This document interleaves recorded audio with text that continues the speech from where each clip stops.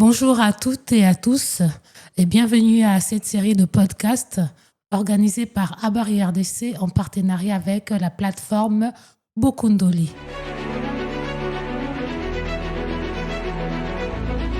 C'est une plateforme numérique qui met en avant l'histoire de la République démocratique du Congo avec comme seule et unique devise comprendre notre histoire pour mieux construire notre avenir. Aujourd'hui, nous sommes avec le professeur Jonathan Kabwika qui est de Bokundoli. Il est là avec nous. Bonjour professeur. Bonjour, chère Claudia. Comment allez-vous?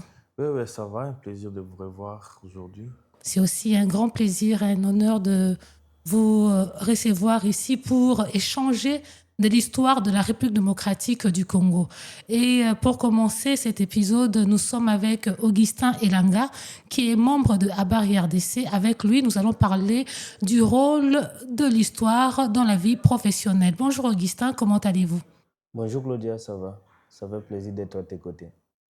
Ravi de vous avoir à nos côtés pour ces podcasts. Avant de commencer avec Monsieur Augustin Elanga, nous aimerions savoir, professeur, dites-nous, est-ce qu'aujourd'hui, vous encouragerez le jeune qui viennent d'obtenir leur diplôme d'État à venir s'inscrire à l'université pour étudier l'histoire?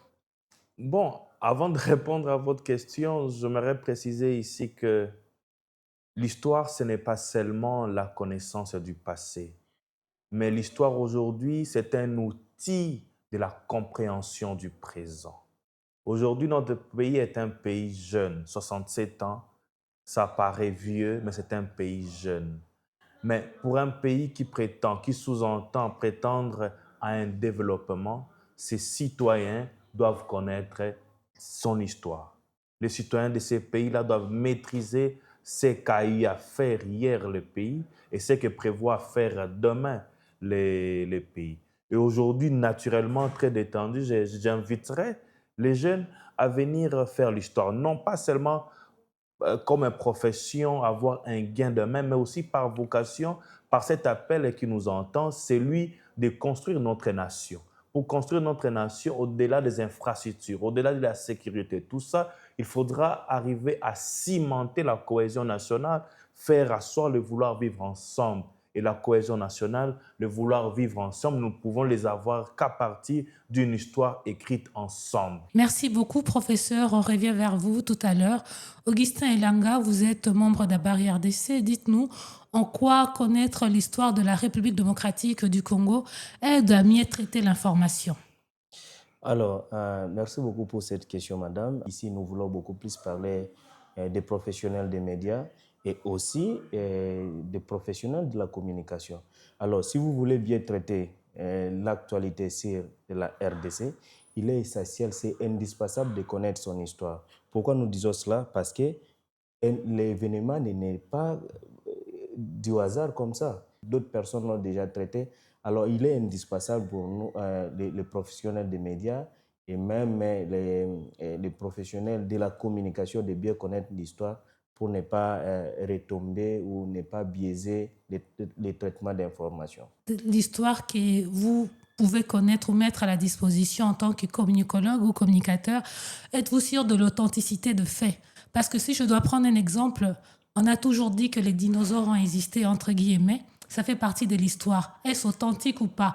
Comment pouvez-vous prendre de faits historiques et les certifier, dire que ceux-ci sont authentiques et nous pouvons l'exploiter, ceux-ci ne le sont pas? Ou vous prenez tout juste tout ce qu'on met à votre portée?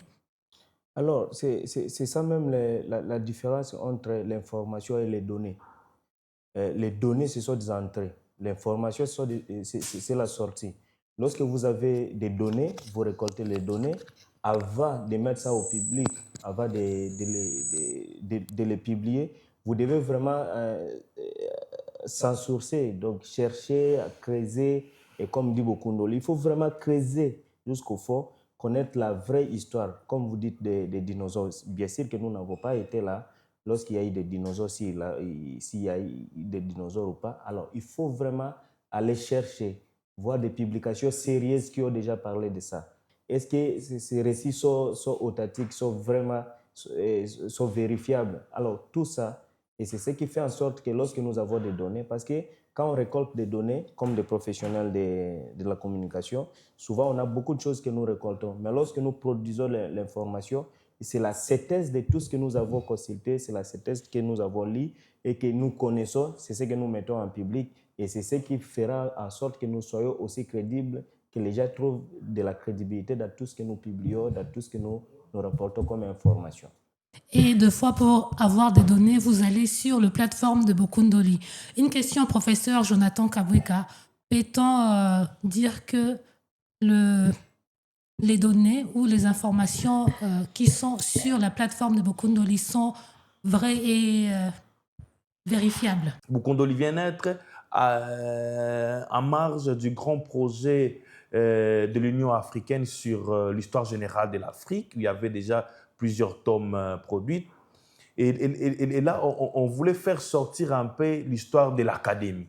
Parce que pendant longtemps, on se disait voilà, que l'histoire appartenait aux érudits, tout ça. On a voulu faire rapprocher de l'histoire certifiée, de l'histoire fouillée par tous les grands historiens de notre pays et la rapprocher à nos communautés, à nos étudiants, à d'autres chercheurs, aux communicologues et autres.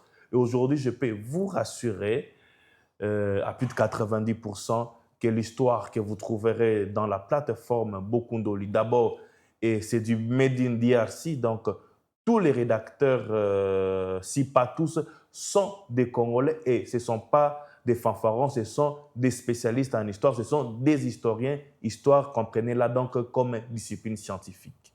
Merci à vous, professeur. C'est déjà presque la fin de ce premier épisode. Une dernière question à M. Augustin Elanga.